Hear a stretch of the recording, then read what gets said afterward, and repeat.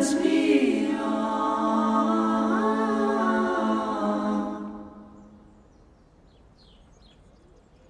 because the world is round. Alberto Consolaro nos propicia nesta noite para o lançamento de seu livro Queremos Saber. Nós agradecemos aos patrocinadores e àqueles que nos apoiam. A promoção é do Jornal da Cidade e da Ideia Editora, com o apoio da Secretaria de Cultura, a quem nós agradecemos, na presença do secretário de Cultura, Elson Reis, que está aqui entre nós. Rapidamente, duas curiosidades sobre esta noite. A primeira delas é que perguntaram ao professor Consolaro esses dias se ele marcou este evento justamente para coincidir com a vinda do Papa. A pessoa se referia talvez ao tema do debate, que é ciência e fé, né? E isso a instigou. E já que nós falamos de ciência, e ciência é o que move este evento, é o tema do livro, perguntamos ao professor qual foi a resposta dele. Ele disse o seguinte: olha, nós da ciência não acreditamos muito em coincidências, em acaso, e esse fenômeno da sincronicidade dos fatos tem um nome, é serendipidade, que é uma outra história que é difícil até de contar, né? De explicar o que é isso, mas enfim, segundo essa teoria, nada é uma coincidência. E quando vinha para cá, fiquei sabendo de uma outra coincidência bacana também. Neste momento, a algumas quadras daqui no Sesc, está o Frei Leonardo Boff, falando também sobre fé, sobre, enfim, sobre o momento político, todo esse momento social que nós vivemos. Bom, para sintetizar e abrir o evento, nós teremos logo após uma aula show do professor aqui, seguida de um debate com representantes da Igreja Católica, da Igreja Evangélica e da doutrina espírita. Teremos a abertura de uma exposição de quadros da artista plástica Sueli Davos e em seguida um coquetel com o lançamento propriamente dito do livro, com a noite de autógrafos do professor Alberto Consolaro. E antes de anunciar a banda Apoptose, uma explicação sobre a palavra apoptose. Apoptose, segundo o professor Alberto nos ensina, e foi o nome que deu, que foi dado a essa banda só para hoje, só para esse evento. A apoptose é um organismo que nasce para morrer, programado para morrer. Então essa banda Apoptose só vai existir nessa noite aqui. Ela nasce e morre aqui hoje. Então, com os senhores e as senhoras, a banda Apoptose.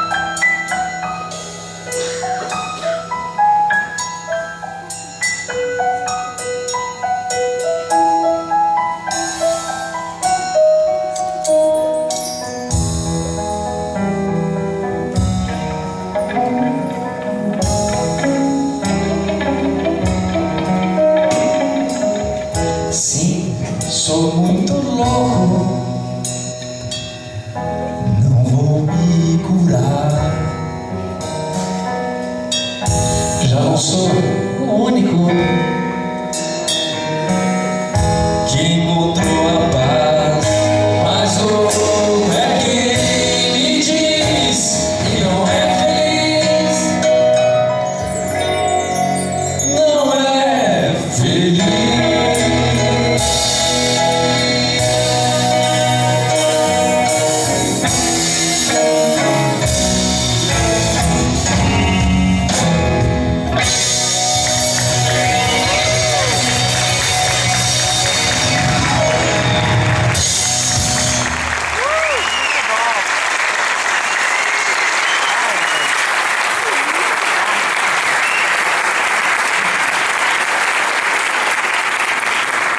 Boa noite. Boa noite.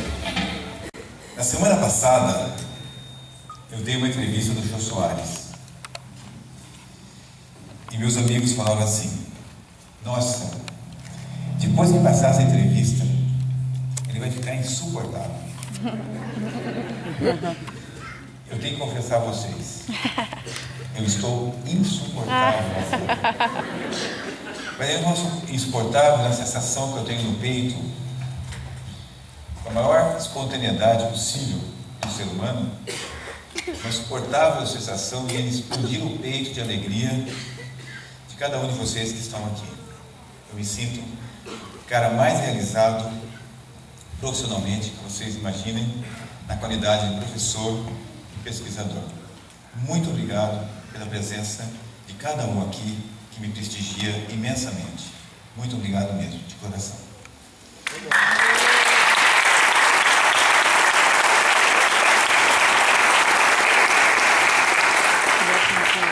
Saber tem a mesma origem da palavra sabor. Por isso que é tão gostoso saber. Saber dá uma sensação de plenitude, de consciência do nosso papel, do que estamos fazendo, e temos uma plenitude de saber que estamos fazendo bem e provavelmente nós vamos ter um futuro melhor do ponto de vista místico, do ponto de vista transcendental. Saber significa verdade. Saber significa buscar essa verdade, ter a verdade, saber sobre ela. E logo isso, né, que nós procuramos buscar, saber, ter a verdade, logo nós que mentimos tanto, procuramos falar para os filhos assim: olha, só fale a verdade, hein? Não minta para mim. É tão incoerente, né? Mentimos bastante. Mas a incoerência faz parte da espécie humana. Eu confesso a vocês que uma certa vez eu participei de uma reunião religiosa e a pessoa que estava lá falou assim: olha, Deus escuta tudo. No plano espiritual, no plano terreno, ou na vida que nós levamos, Deus está escutando tudo. Aquilo me deixou apavorado. Eu falei: meu Deus, então eu estou escutando certas coisas que não deveria. E eu fiquei: será que é verdade? Mas aí eu fiquei um pouco assustado. E uma semana depois, eu estava em outra reunião. Aí a pessoa falou assim: olha, Deus escuta tudo. E tem mais. Pensou, pecou. Meu Deus, Então, o que eu estou fazendo aqui? Deus é um pecador muito grande, que eu penso muito. E às vezes não são pensamentos tão nobres assim, não é? E aí eu falei assim: puxa, eu acho que eu escolhi o lugar certo para trabalhar, que é a ciência. Por quê? Porque a ciência, ela procura, a essência da ciência é a busca da verdade. E tem que ser uma verdade mensurável, tem que ser medido, tem que ser contado, tem que ser comprovado, tem que ser repetitivo, tem que ser reproduzível. Muita gente usa a palavra ciência equivocadamente. Ciência é uma atividade que tem na pesquisa, na investigação, a busca dessa verdade. Só que é uma verdade que pode ser provada, pelo menos naquele momento. A mãe de todas as ciências é a filosofia. E a filosofia nos ensina que a verdade, ela não existe. Ela é transitória, ela é passageira. E na ciência, mais do que nunca, é assim. Hoje provamos que tal átomo assim se comporta, ou que tal doença assim se manifesta por determinada razão. Mas amanhã, um novo método, um novo critério, uma nova forma de ver aquele problema, nos leva a considerar aquela verdade de outrora uma mentira, ou uma verdade que não é real, ou seja, é uma mentira. Mas é uma mentira que valeu. Agora prevalece uma outra verdade. A ciência tem no método o seu fundamento. Tem um problema. Como vamos resolver esse problema? Temos um conhecimento a ser obtido. Nós temos que provar se é verdade. Então o cientista, por exemplo, quer provar se o lápis é mais resistente ou menos resistente. Então ele usa aparelhos, ele usa métodos, ele usa variáveis, que toda vez que colocar o lápis lá, vai dar o mesmo resultado. Os resultados vão se reproduzir sistematicamente. E ele usa um método tão eficiente, um método tão reproduzível, que os resultados se repetem. Então ele cria amostras, ele acumula casos, se for de pacientes, né? Ele testa no laboratório, se for um evento físico, um evento químico, e que vai se repetindo, até que ele fala, isto está significante, isso está estatisticamente, qualquer teste matemático que eu faço em cima desses resultados, revela que o que eu encontrei é verdade. E eu falei assim, puxa, esse é um lugar interessante, porque se você busca a verdade, você vai pecar menos, né? Deus vai escutar coisas boas. E por que as pessoas usam a ciência para justificar certas coisas? Porque quando fala que é científico, dá credibilidade. Porque as pessoas, de um modo geral, o senso comum, fala que o cientista, quando fala, ele fala com certeza, baseado nos critérios que ele adotou. Só isso dá ao conhecimento obtido por esse cientista uma conotação de científico, de irretocável? Não. Isso ele fez no laboratório dele. Para isso se tornar um conhecimento científico mesmo, ele vai ter que publicar.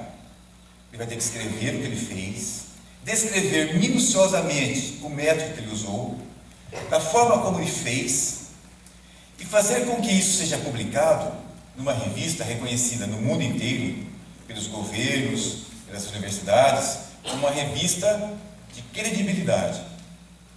Aí nesta revista, ele vai publicar minuciosamente, principalmente o método que ele usou. Para quê? Para que em qualquer país do mundo, em qualquer lugar, no norte, no sul, no leste, oeste, qualquer um que se proponha a repetir tudo de novo para ver se ele está certo, isso seja possível. E o resultado se repetido sistematicamente. Depois publicado, que se repetiu e chegou aos mesmos resultados. Então, uma vez publicado, uma vez reproduzido, uma vez acolhido esse conhecimento pela comunidade universitária, científica do mundo, aí esse conhecimento passa a ser científico. Até que alguém, reproduzindo esse método que ele fez, mas comparando com outro método, percebe que o resultado não é o mesmo. E talvez esse conhecimento seja trocado em breve. É uma nova verdade. Por que isso é importante? Para que nós não sejamos enganados. Ninguém pode colocar no rótulo de um produto cientificamente comprovado, a não ser que aquele produto tenha sido submetido a testes, publicado numa revista de nome e de aceitabilidade internacional, para que realmente se fale que ele é um conhecimento científico. E o que se contrapõe a um conhecimento científico? O que se contrapõe é o conhecimento empírico. E o que é um conhecimento empírico?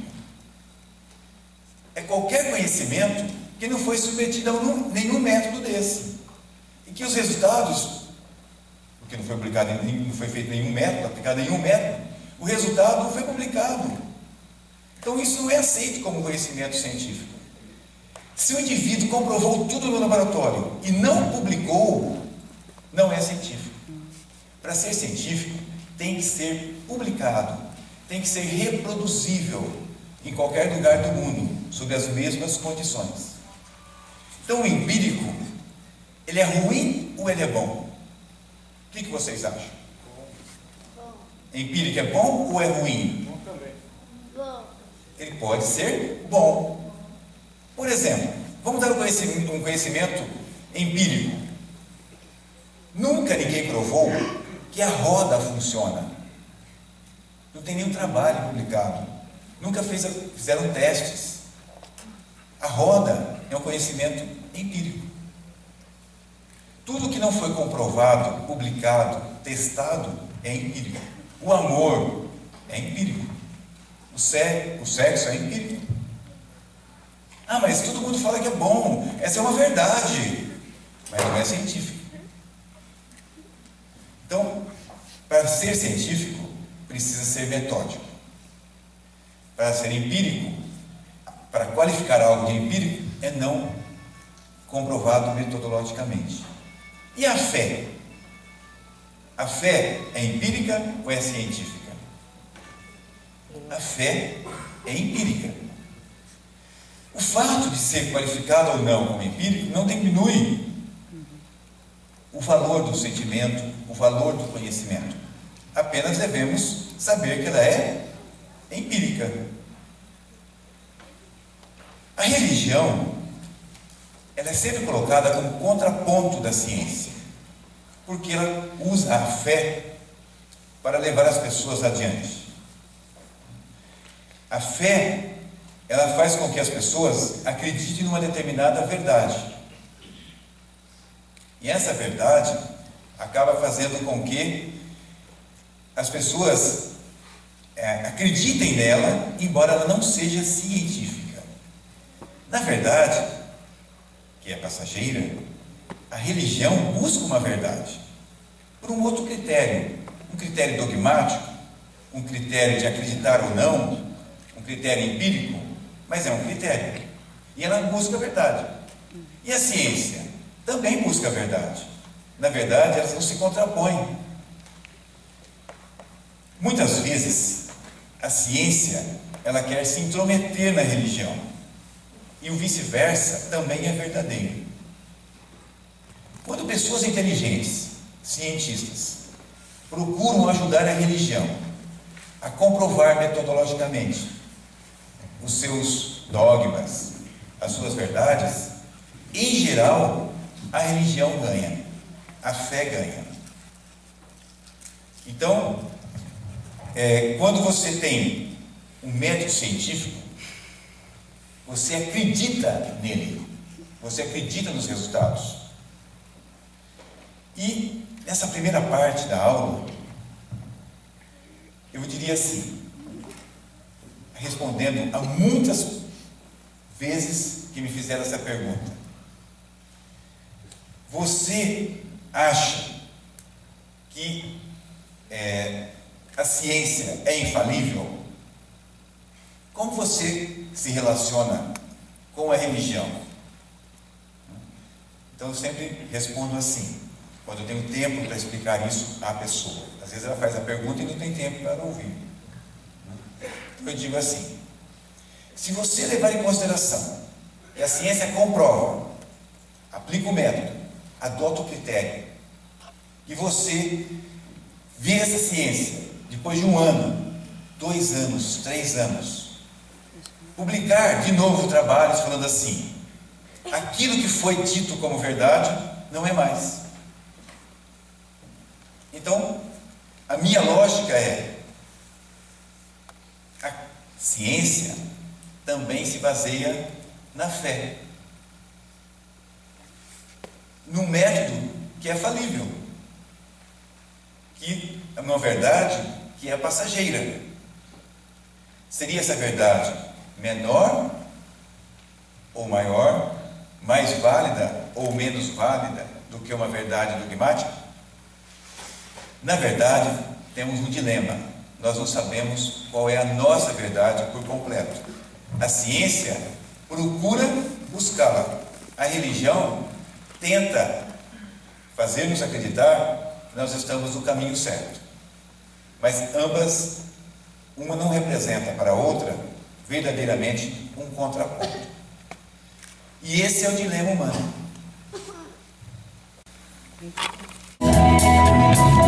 Agora sim, eu viajei pelos 4 cantos do mundo procurando. Foi justamente um sonho que ele me falou. Às vezes você me pergunta por que eu sou tão calado. Não falo de amor quase nada, nem fico sorrindo ao teu lado. Você pensa em mim toda hora, me come, me cospe, me deixa. Talvez você não entenda, mas hoje eu vou lhe mostrar. Eu sou a luz das estrelas, eu sou a cor do ar, eu sou as coisas da vida, eu sou o medo de amar. Eu sou o medo do fraco e a força da imaginação, o perfil do jogador. Eu sou, eu fui, eu vou.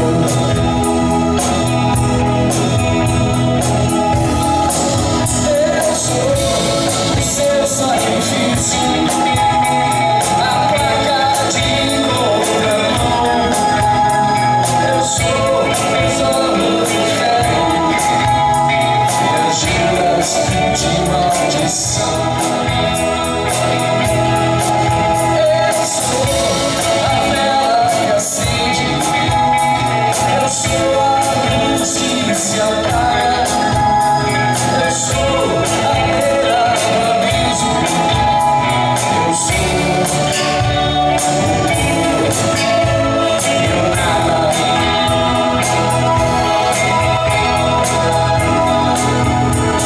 Porque você me pergunta, perguntas não vão lhe mostrar que eu sou feito da terra, do fogo, da água e do ar.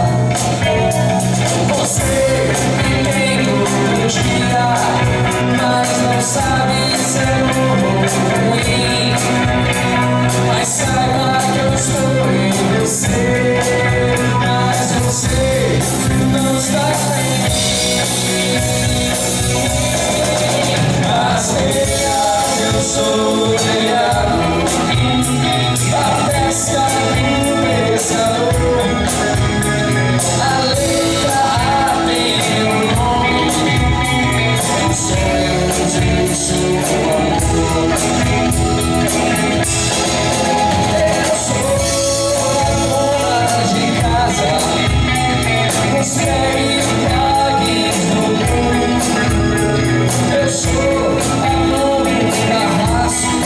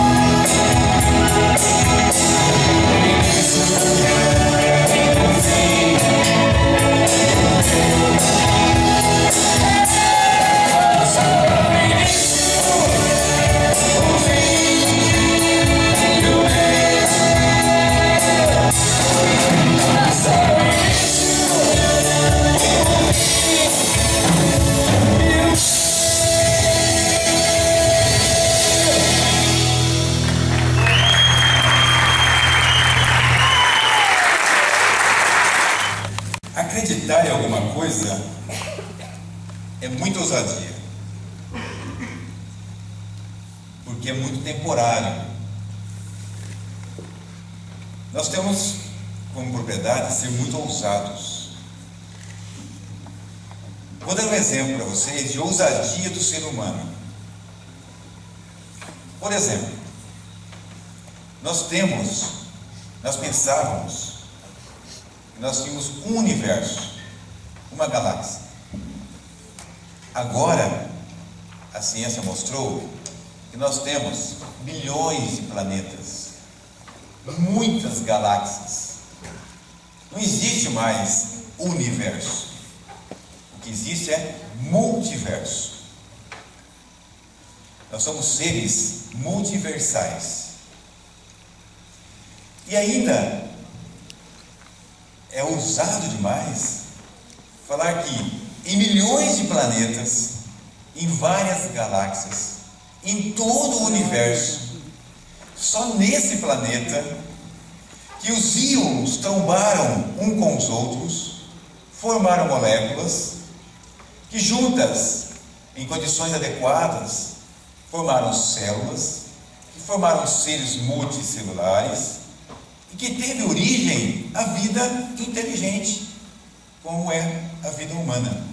Se bem que nem tão inteligente assim, pelas bobagens que a gente faz. Ok? Tanto individualmente quanto coletivamente.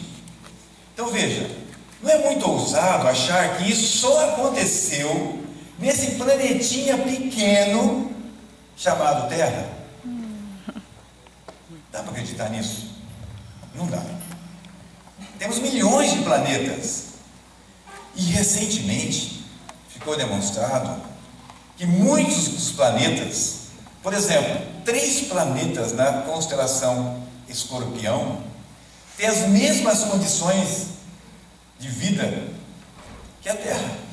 Eles são habitáveis. Será que só existe vida inteligente no multiverso imensurável da Terra? É muita ousadia.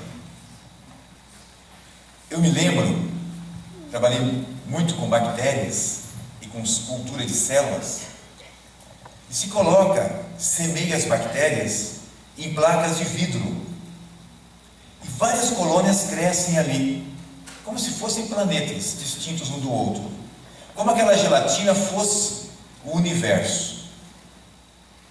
De vez em quando se abre, ventila-se, dá luz, põe calor, adiciona-se, tira-se coisa de lá. Nas culturas de células é a mesma coisa. Nos recipientes tem um meio de cultura, as células estão lá, tira, põe nutriente, põe medicamento, troca-se as células, lava-se as células. E eu ficava pensando assim, será que alguém não está fazendo isso com a gente? Será que a Terra não é uma placa de Petri, como aquela de vidro, onde cultivamos bactérias? Será que a mão que vai lá interfere com sons parecendo trovões, com luzes parecendo relâmpagos, não é? Lavando parecendo tempestades? Será que não são os donos do laboratório fazendo isso? Será que não tem um dono? Será que não somos apenas colônias bacterianas servindo de experimento para alguém mais poderoso que domina todo esse multiverso? Então é muita ousadia nós pensarmos que a vida só existe na Terra. Mas, pensem bem, se acreditarmos que existe vida em outros planetas, vai dar um trabalho. Porque aprender, qualquer um aprende. Aprender é muito fácil, qualquer nenê de 6 meses está aprendendo. Difícil não é aprender, difícil é reaprender depois de passar por um processo de desaprender. Desaprender, desapegar do que era verdade e restabelecer uma nova verdade dá muito trabalho. A gente se apega, dói. Tanto é que quando troca o modelo do celular, ai meu Deus, por que tem que fazer tudo isso? Tem que aprender tudo, aprender de novo. Quando troca o telefone, quando troca o computador, é assim. O carro. O jovem fala assim, não, nós estamos aprendendo isso, e está aprendendo facilmente. Que facilidade que eles têm. Claro, eles estão aprendendo. E você que está com essa, eu tenho dificuldade. Não, você não tem dificuldade, é que você está em dois processos. O de desaprender e o de reaprender. Quando você reaprende, o seu mérito foi muito maior do que simplesmente aprender. Então, aceitarmos que existem outros planetas habitáveis, que um dia nós vamos ter que mudar para lá, porque aqui vai se esgotar uma hora. E também imaginar que seres inteligentes existem em outras áreas do universo, ou melhor, do multiverso, vai levar-nos a desaprender um monte de coisa. Nós temos que reformatar um monte de coisa. Por isso que tem tanta resistência às mudanças. Porque mudar dói. Tem que ter desapego. É quase um apego ao material, mas a propriedade intelectual, o conhecimento intelectual, também gera apego. Notem, tão revolucionário quanto isso é quando Galileu falou: não, o mundo não gira em torno da Terra. Nós giramos em torno do Sol. Por muito pouco, ele não morreu por isso. Mas depois teve que se desaprender e reaprender. E ninguém acabou por isso. Nem a fé diminuiu, nem as religiões diminuíram. Mas a ciência mostrou que tinha que se fazer novas abordagens, aceitar novas realidades. Só que demorou muito para a igreja fazer isso. Entre a religião e a ciência existe uma semelhança em algumas coisas e algumas diferenças. E entre as diferenças, a que eu acho principal é que o timing, o momento da adaptação, da aceitação da verdade científica, a religião é muito demorada.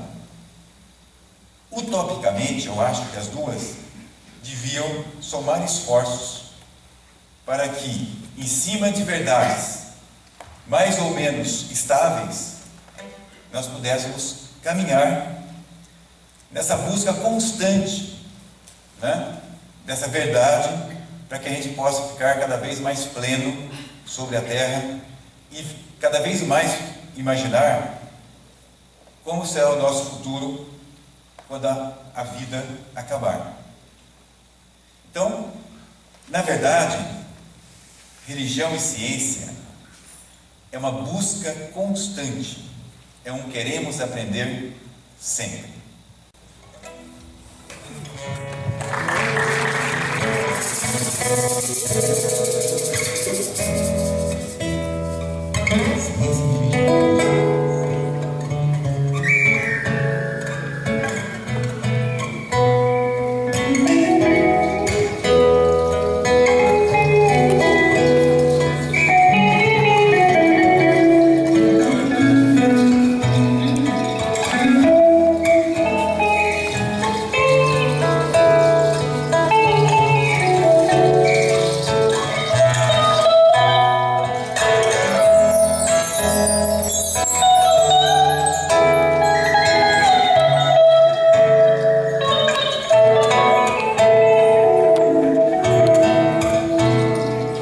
Queremos saber o que vão fazer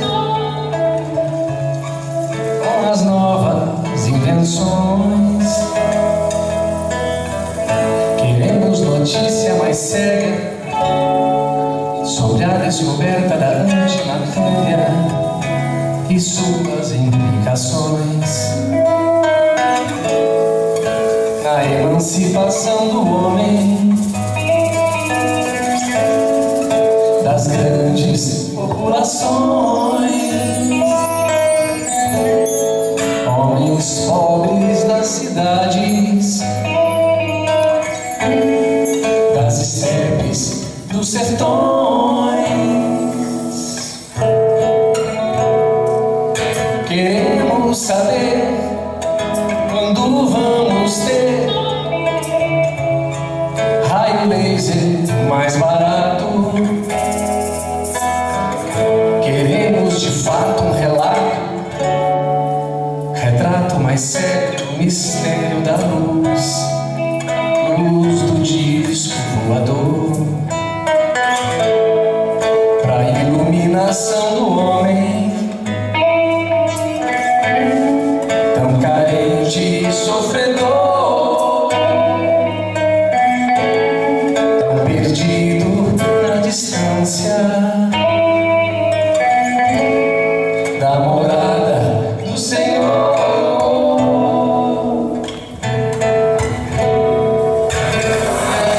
Queremos saber, queremos viver confiantes no futuro. Por isso se faz necessário prever qual o itinerário da ilusão, a ilusão do poder.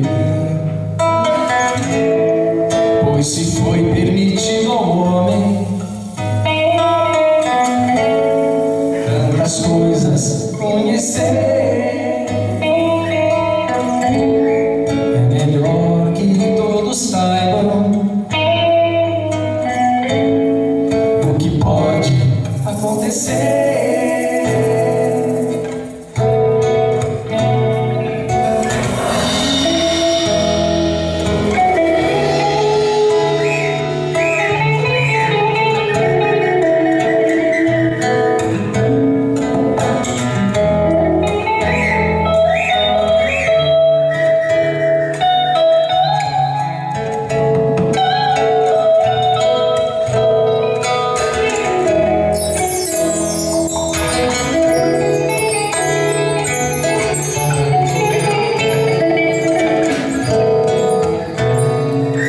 Queremos saber quando vamos ter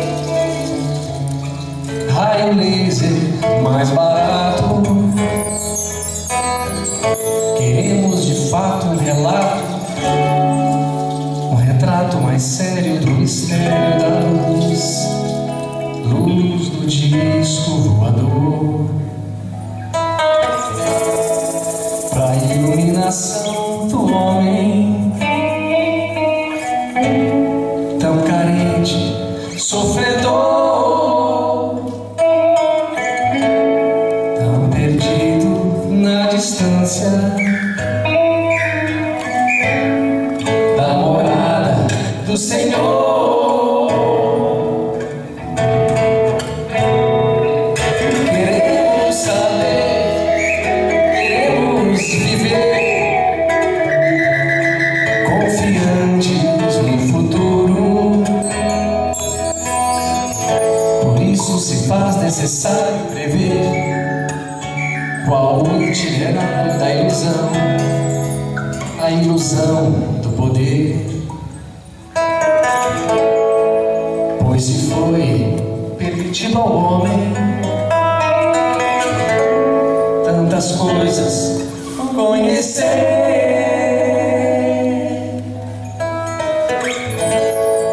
é melhor que todos saibam o que pode acontecer.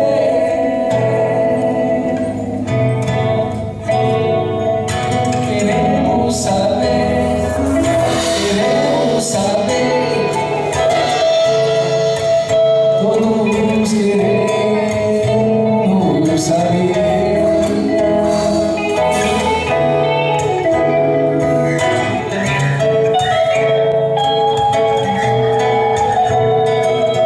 Queremos saber, queremos saber,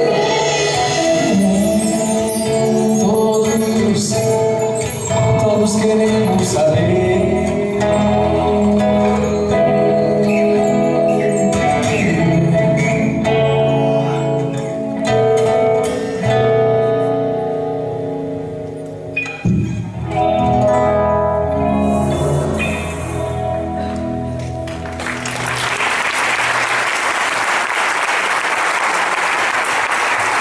A apoptose é composta pelo Anderson Anderson Magrão na bateria, pelo Renato Save na guitarra e o Rogério Tato Save no teclado e baixo. Esses dois últimos.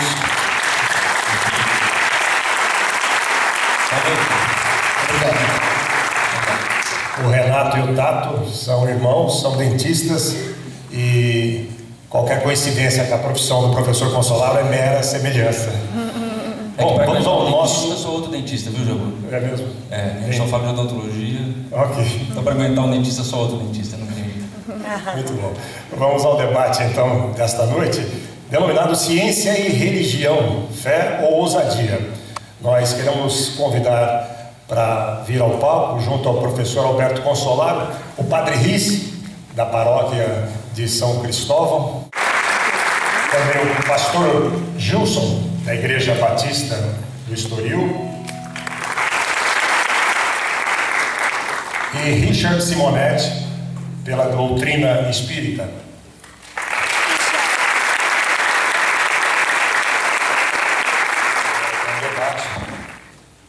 Com o professor Alberto Consolaro respondendo a perguntas ou indagações ou mesmo comentários dos três numa segunda rodada. Pois não, padre. Saúdo a mesa aqui, agradeço o convite que me foi feito. Bom, respondendo diretamente à questão, a Igreja Católica, ela, desde o Vaticano II, ela demonstrou assim uma visão muito mais aberta em relação à ciência. E numa das constituições que diz sobre a presença da Igreja no mundo, ela diz assim que nós devemos respeitar a autonomia legítima das ciências, autonomia legítima. E no outro texto, ela diz que nós, seres humanos, somos parceiros e intérpretes de Deus. Olha só, parceiros e intérpretes, aquilo que o professor nos disse. Nesse sentido, Deus nos dá a capacidade de saber, de investigar, de conhecer. Então não há contraposição entre ciência e religião. Se no passado houve, por um motivo ou outro, hoje não há mais essa contraposição. Por isso, ciência e religião. Jamais ciência ou religião. É lógico que existem correntes fundamentalistas. O fundamentalismo é uma fé sem razão. E às vezes até dentro da Igreja Católica ainda hoje podemos encontrar pessoas que negam a ciência, que não querem dialogar. Mas a posição oficial da Igreja é o diálogo nesse mundo plural. E a Igreja precisa da ciência. E a Igreja, até coloquei essa expressão hoje, vê a ciência como parceira. E diria mais, a ciência é parceira de Deus. Parceira de Deus. Porque Deus confiou a nós toda a criação. E a criação não está acabada. Não está acabada. Ela é dinâmica. Ela é dinâmica. Então cabe a nós, seres humanos, colaborar com Deus nessa obra da criação. E tudo aquilo que ajuda a vida a ser mais viva, mais digna de ser humano, isso é bem-vindo. É lógico que a fé, ela também traz algumas implicações éticas. Então, nesse sentido, às vezes, a Igreja não abre mão de certos valores, principalmente aqueles que tutelam a vida. Então, por conta da ética, né, a religião procura orientar a ciência. Olha, que bom que nós podemos aprender mais, mas a ciência também precisa ter um limite. E esse limite diz respeito, né, à tutela da vida. Nós nunca podemos partir de um mal para chegar a um bem. Então, nesse sentido, nós acolhemos a ciência como grande parceira. E a fé ama saber também, professor, como o senhor disse, né? É próprio da ciência o saber. Então, no nosso método, a fé sempre busca o intelecto. E a fé tem desejo de saber. Tem que dar motivos, né, para a nossa crença. Por isso, Santo Agostinho dizia, creio para compreender e compreendo para crer. Quanto mais eu creio, mais eu tenho necessidade de saber e de compreender e aprofundar a minha fé. E quanto mais eu aprofundo, né, mais eu creio na existência de Deus. Muito bom.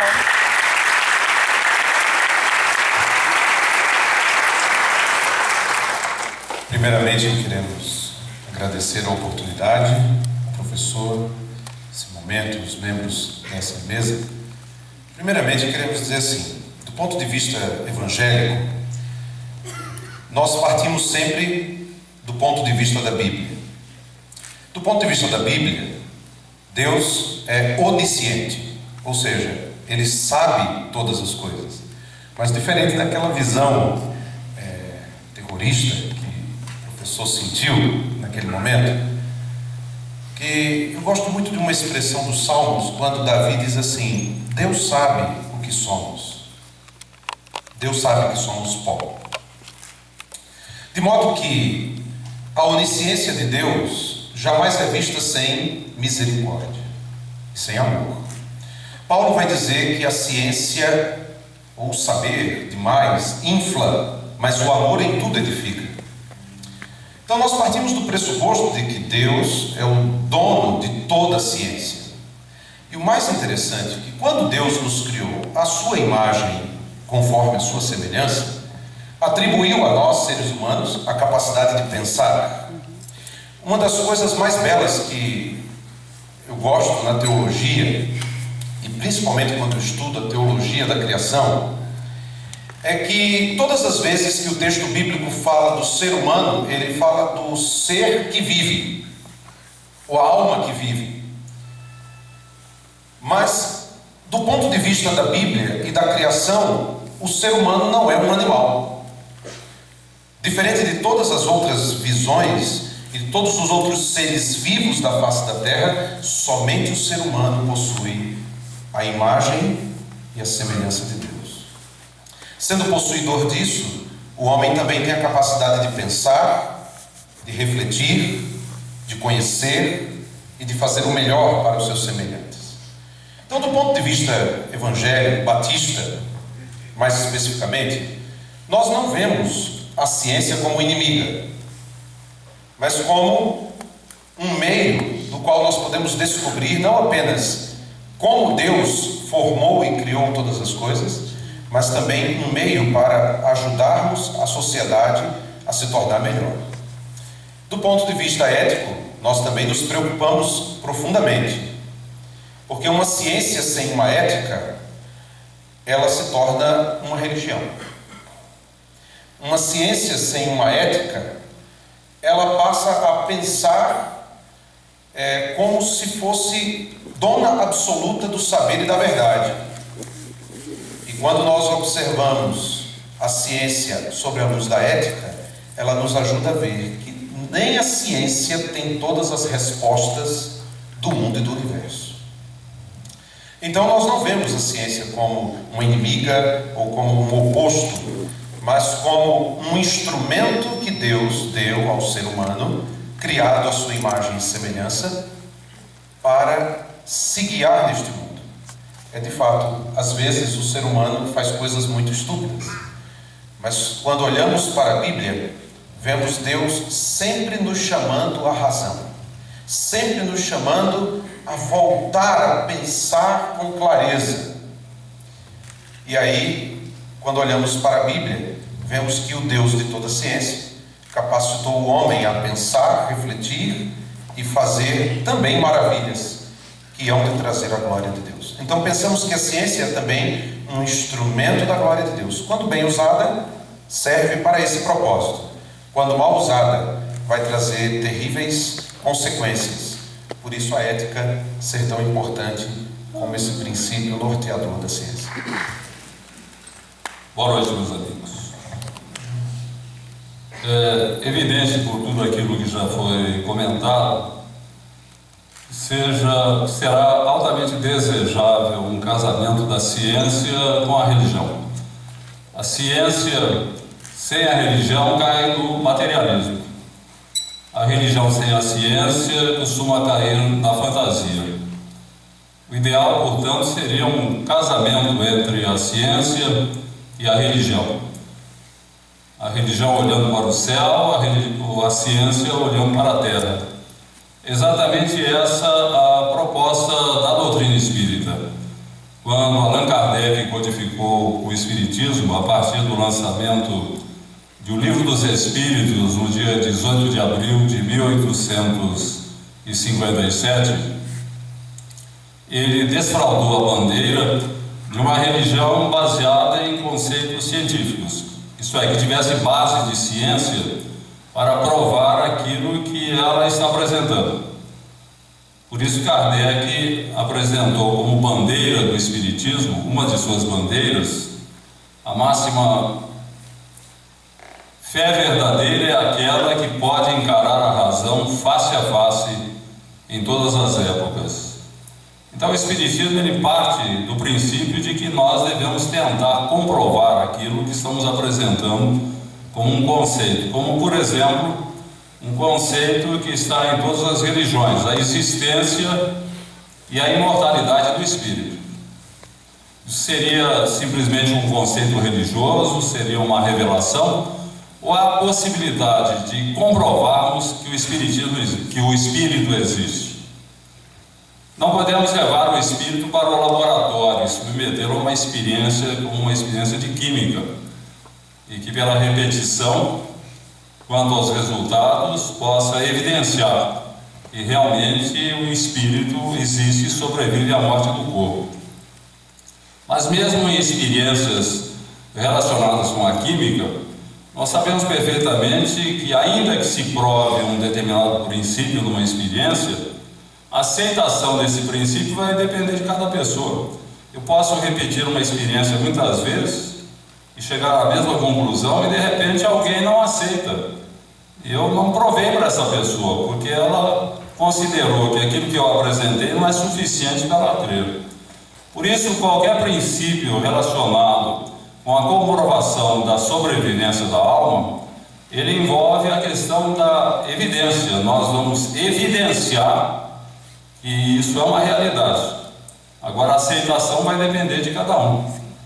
Por exemplo, dentro do Espiritismo, nós temos a figura extraordinária de Francisco Cândido Xavier. Ele é um atestado vivo da existência e sobrevivência da alma, porquanto ao longo de seu verdadeiro apostolado, Chico Xavier recebeu, é um dado que muita gente não consegue, não conhece, ele recebeu a manifestação de perto de 300 poetas desencarnados.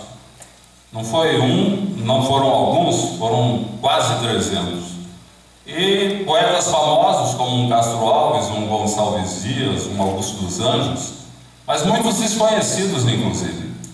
E qualquer estudioso sabe que o estilo é o homem. Nós demonstramos a nossa personalidade, quem nós somos, através do que fazemos. E no campo da arte, pela demonstração da nossa arte. No campo da literatura, sabe-se que a técnica do pastiche é alguma coisa de muito difícil. Os pastichadores, eles conseguem imitar um estilo 2, mas Chico Xavier imitava, se é que ele estava imitando, quase 300 poetas desencarnados.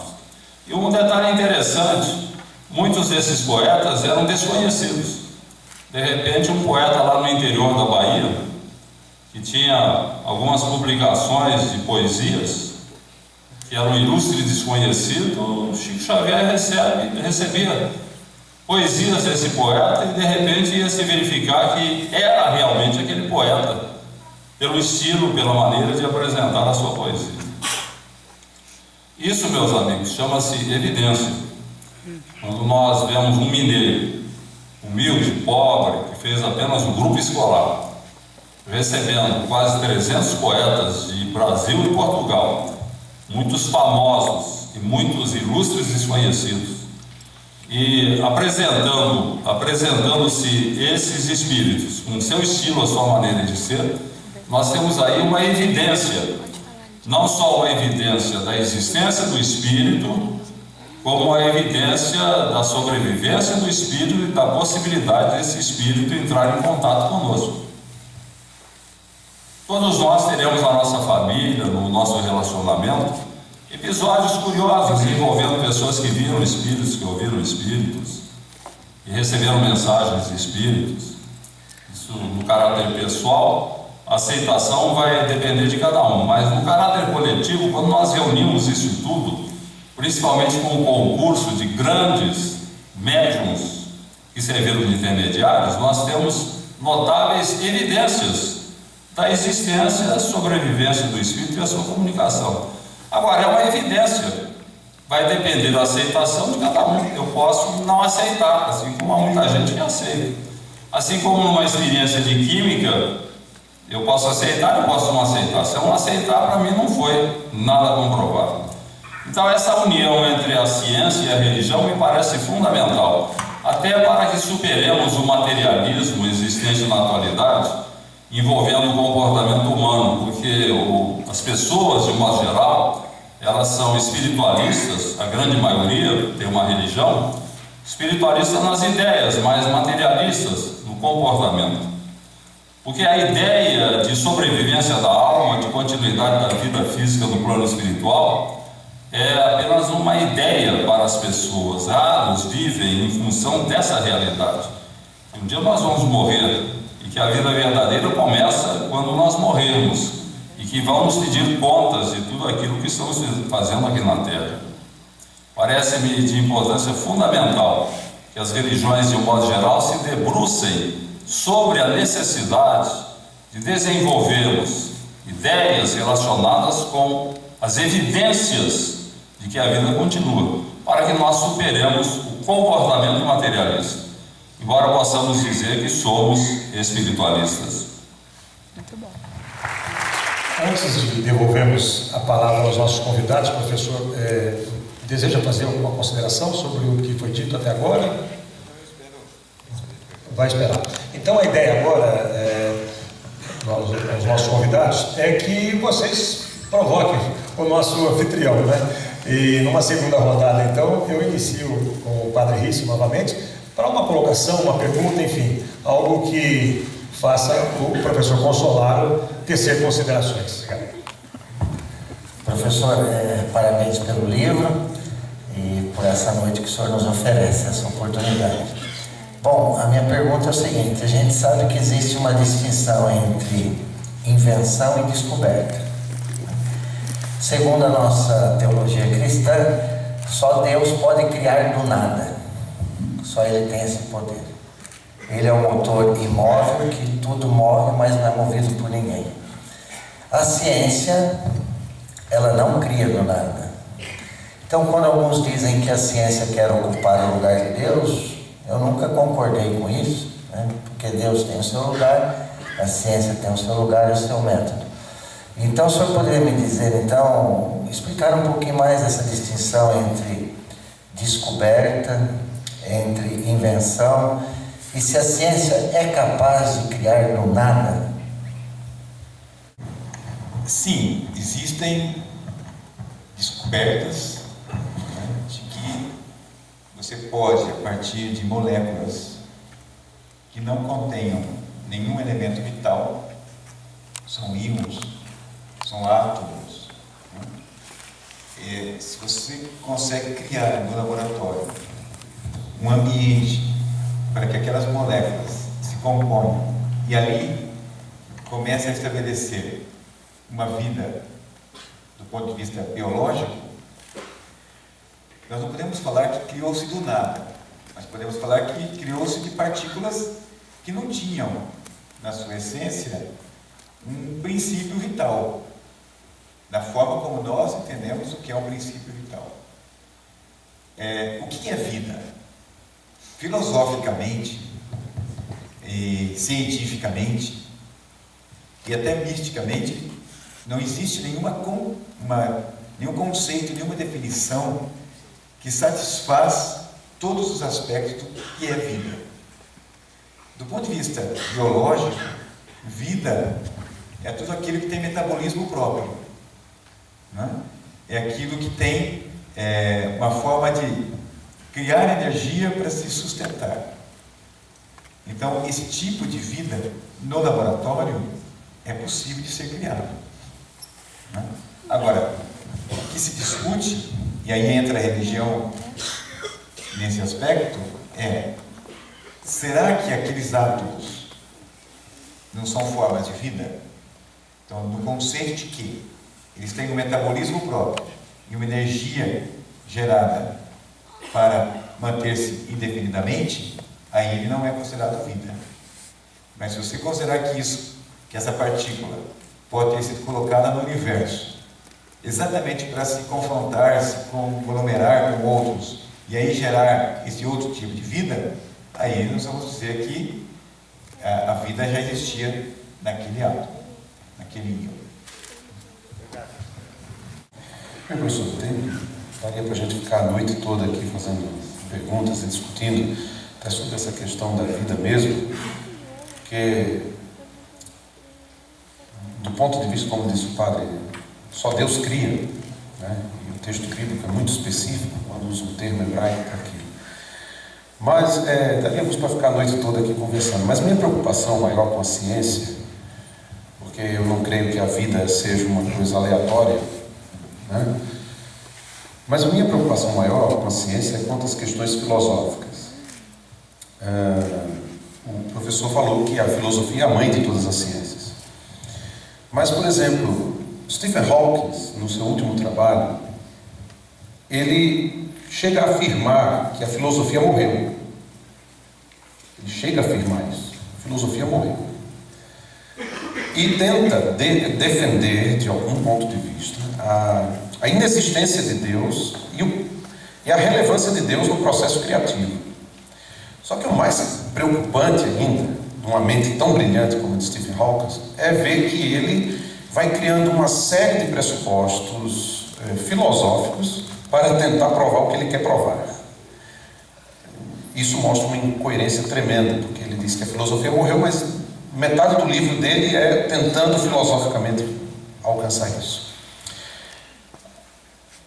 Os limites éticos da ciência são muito importantes. Às vezes, vendo alguns filmes que tratam do futuro ou de certas evoluções que a ciência pode alcançar, às vezes elas esbarram sempre no mesmo tema, a questão ética da ciência. A minha pergunta seriam duas, numa só. Primeiro, quais são os limites éticos da ciência?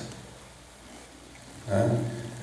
E qual o risco que corremos com uma ciência sem ética e sem limites filosóficos?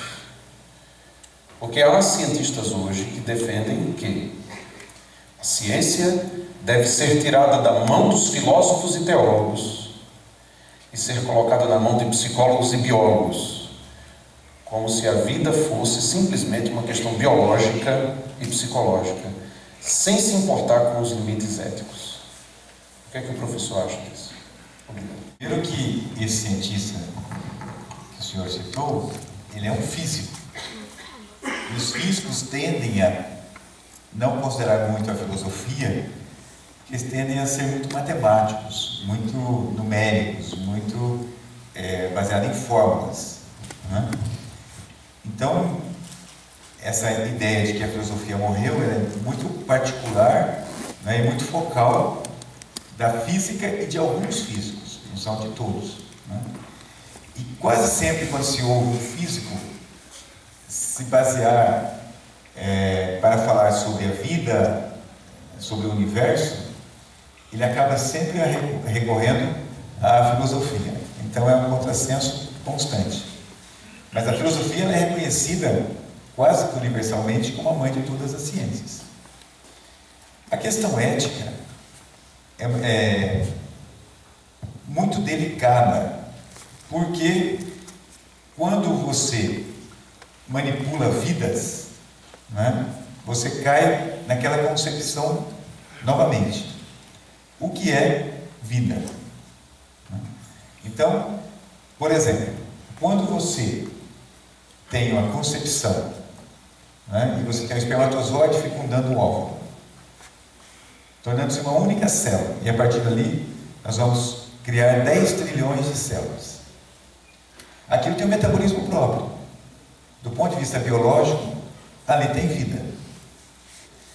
Podemos manipular essa vida? Então aí vem a questão ética.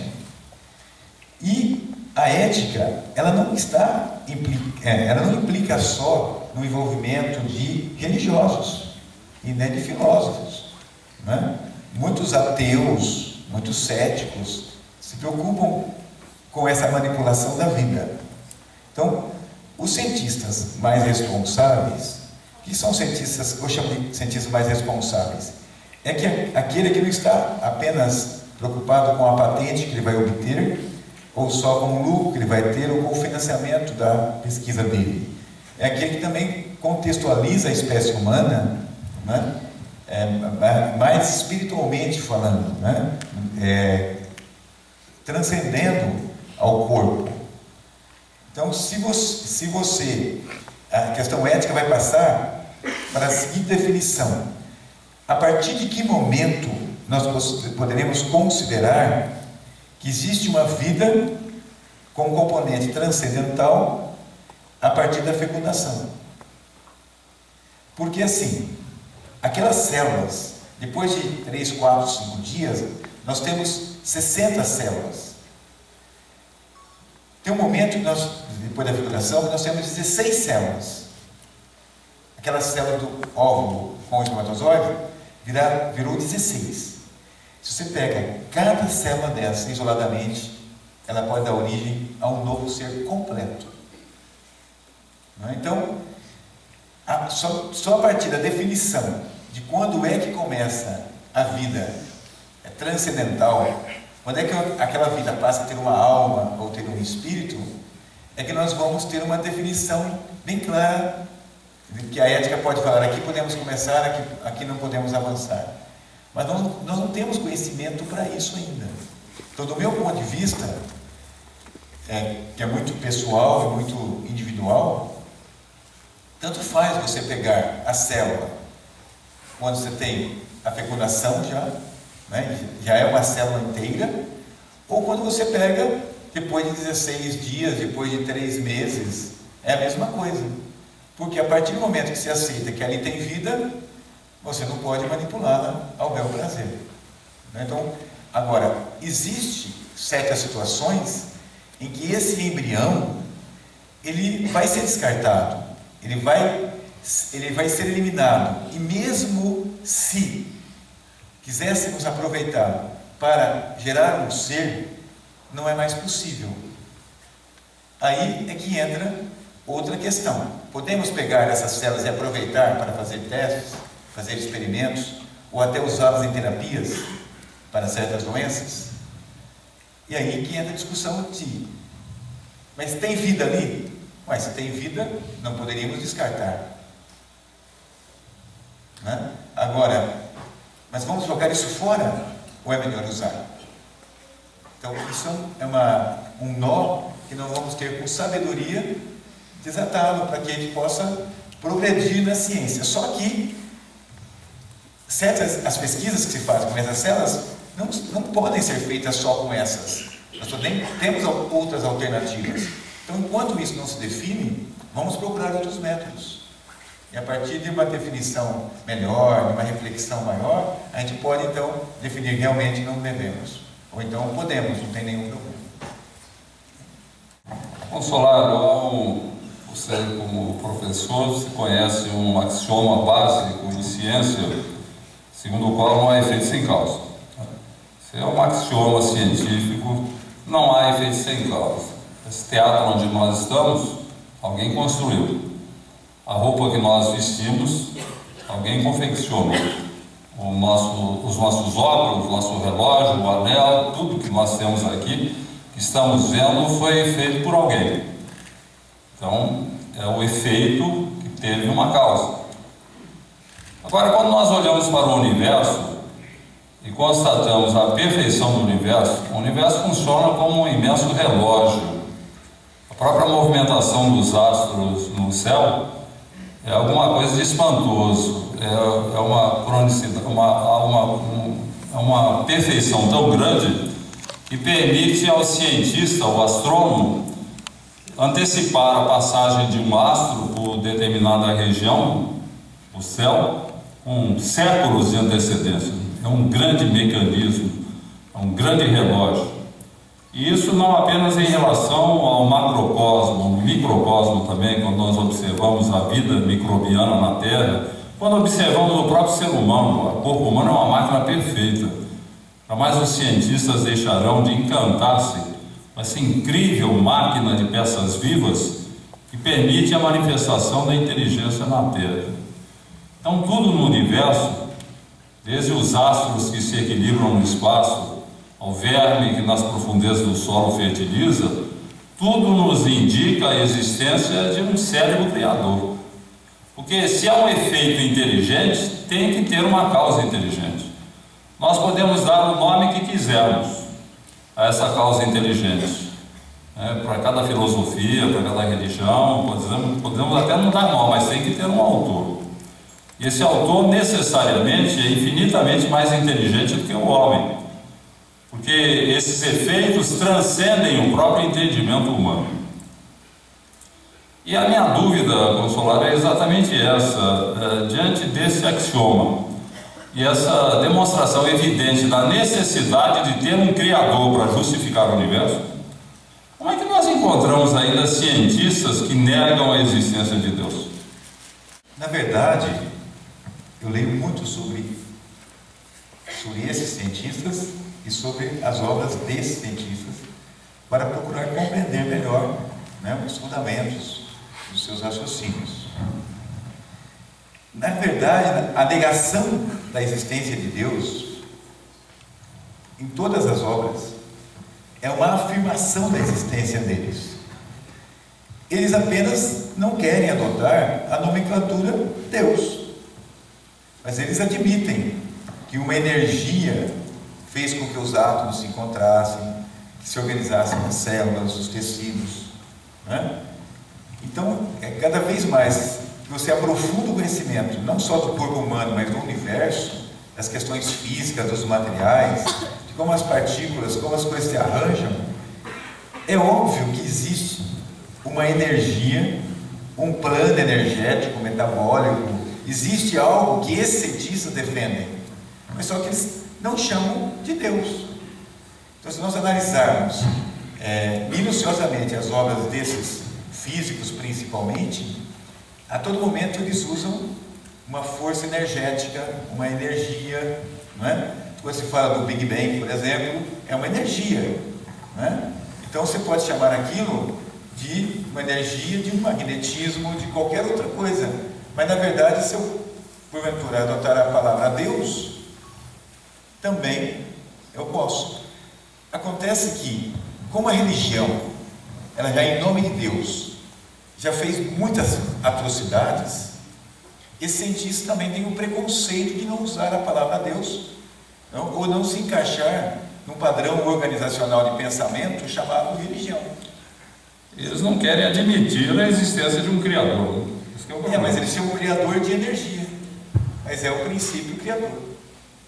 Nós vamos à rodada final do nosso debate, com considerações, Padre Ricci, com 3 minutos aproximadamente, não necessariamente provocando mais o nosso professor, porque nós não teremos tempo para a etapa seguinte, posteriormente.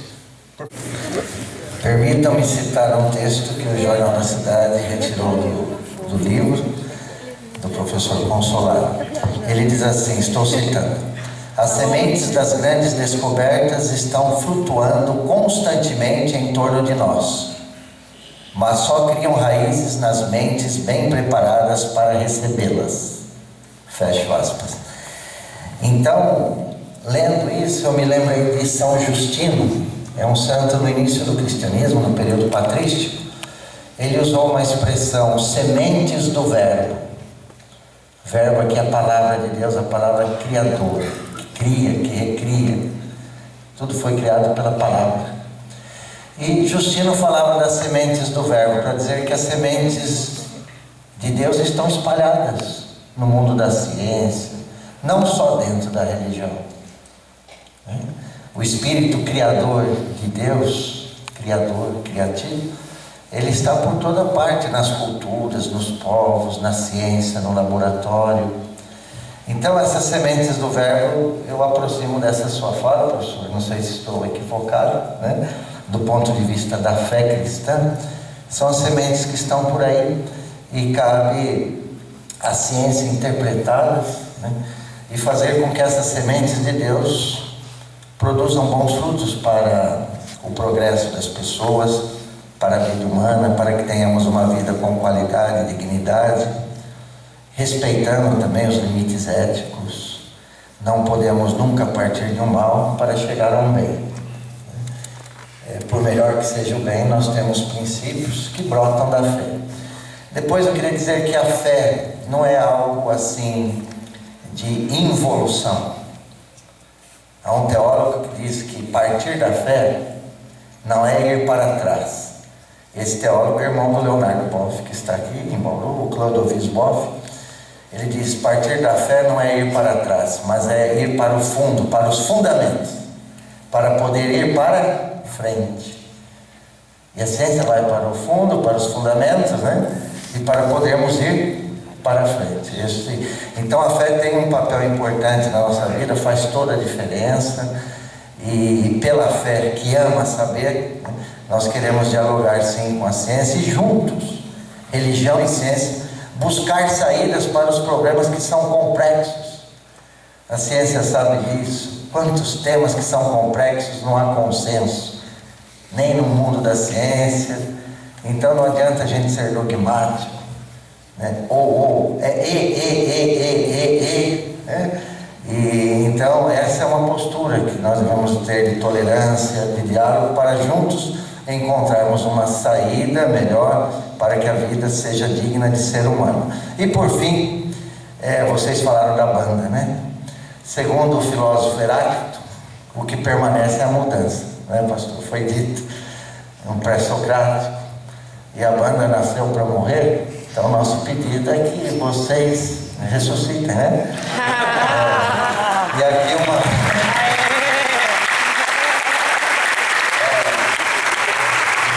banda bem filosófica no sentido de Heráclito, a mudança, né?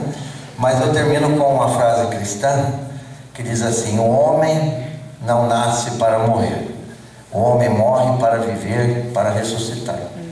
Essa é a nossa fé, e que a banda também possa morrer para ressuscitar. Muito obrigado.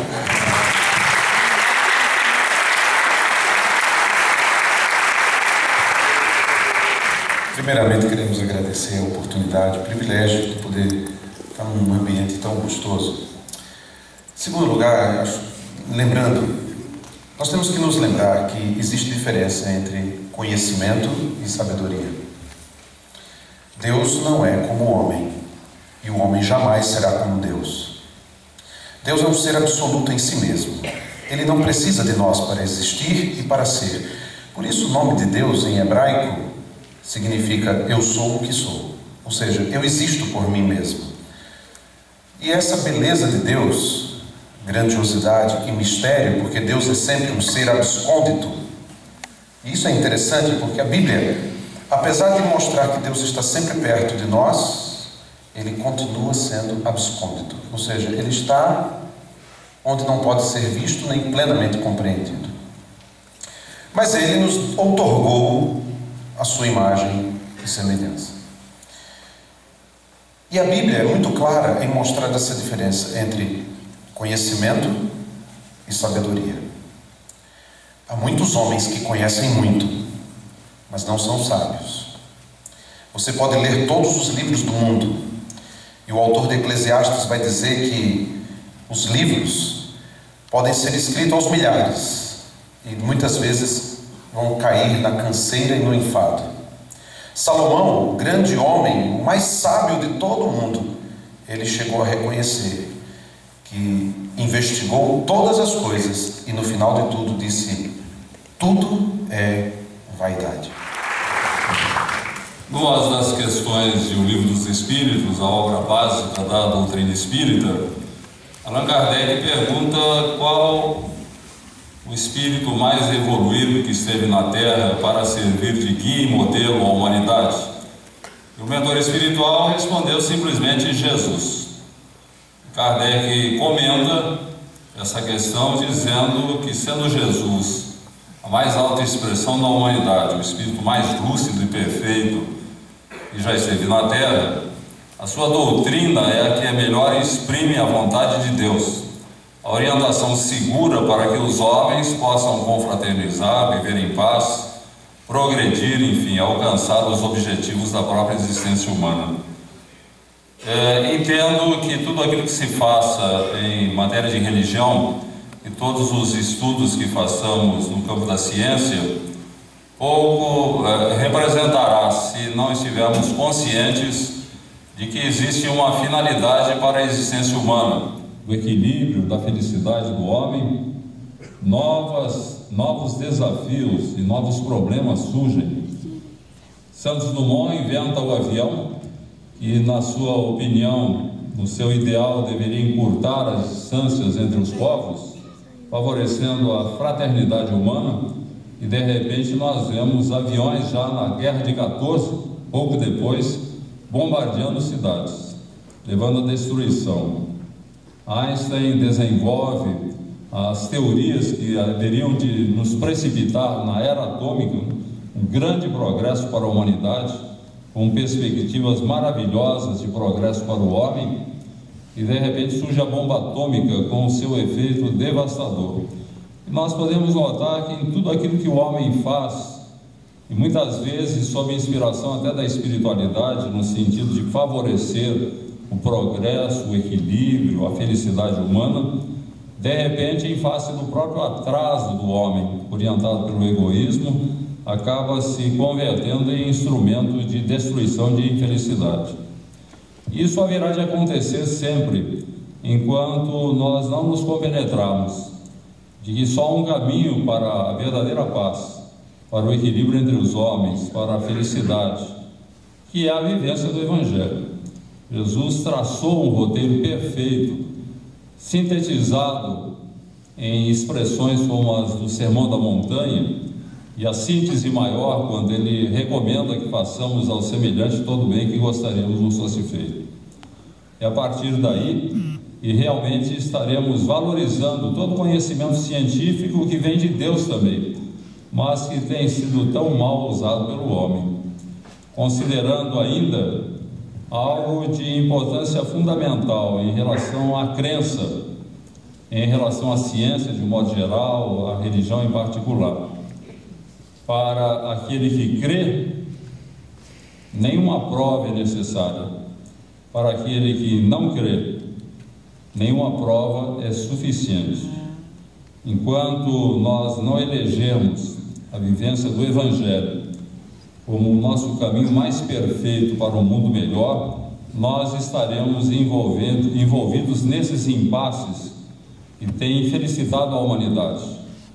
E na medida em que estejamos dispostos a essa vivência, poderemos não alcançar o pleno equilíbrio da humanidade, mas alcançaremos o pleno equilíbrio de nós mesmos, considerando, como ensinava Jesus, que o reino de Deus está dentro de nós. Podemos viver no tumulto humano, enfrentar a conturbação dos homens ainda muito distanciados de Deus. Mas se estivermos com Deus em nosso coração, realizando o seu reino em nós, estaremos bem, felizes, equilibrados, mesmo em meio à conturbação humana. É isso. Eu gostaria muito desse encerramento, desse debate, agradecer de coração aos 3 nobres colegas aqui dessa mesa de discussão, porque são pessoas muito generosas, que frente ao primeiro convite, se fizeram, aceitaram o convite de uma forma muito generosa, muito pronta, e isso só fez aumentar a admiração que eu tinha por vocês. Eu quero agradecer pessoalmente, em nome também do Jornal da Cidade, e aprendemos bastante com suas palavras, né?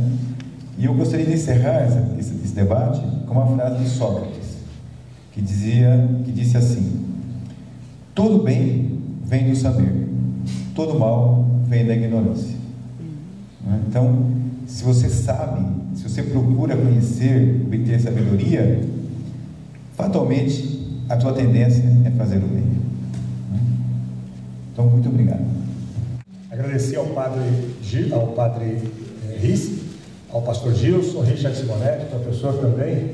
E antes que nós passemos à segunda etapa, que é propriamente a sessão de autógrafos do livro Queremos Saber, e também a exposição da artista plástica Sueli Davos, nós vamos desocupar o palco e acompanhar o último suspiro da folclore. Estão todos convidados. Muito bem. Ai, que eu esqueço Então, que para você está finalizar a grávida. nossa Nem apresentação, parece que está esse tipo de grávida. cigarro de pouco, nós vamos fazer uma experiência científica hoje, para finalizar a apresentação. Que, segundo o professor Consolaro, cantar é uma maneira muito boa de você espantar o frio. Então, como eu sei que todo mundo deve estar com um pouquinho de frio, ou passou um pouquinho de frio hoje, queria convidá-los a todos para que cantem essa música junto com a gente e espantem um pouquinho esse friozinho gostoso que está por aí. Tá bom? Vamos lá.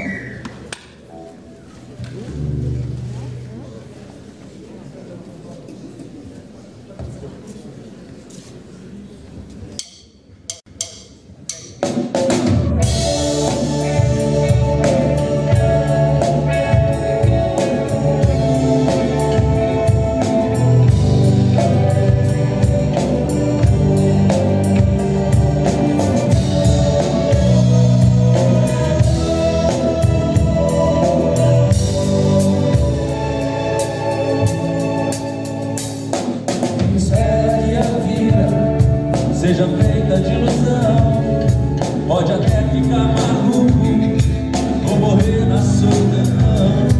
É preciso ter cuidado pra mais tarde não sofrer. É preciso saber viver. Toda pedra no caminho você pode retirar. Uma flor que tem espinhos você pode se arranhar. Tudo bem ou mal existem, você pode escolher. É preciso saber viver. É preciso saber viver. É preciso saber viver. É preciso saber viver. Saber viver.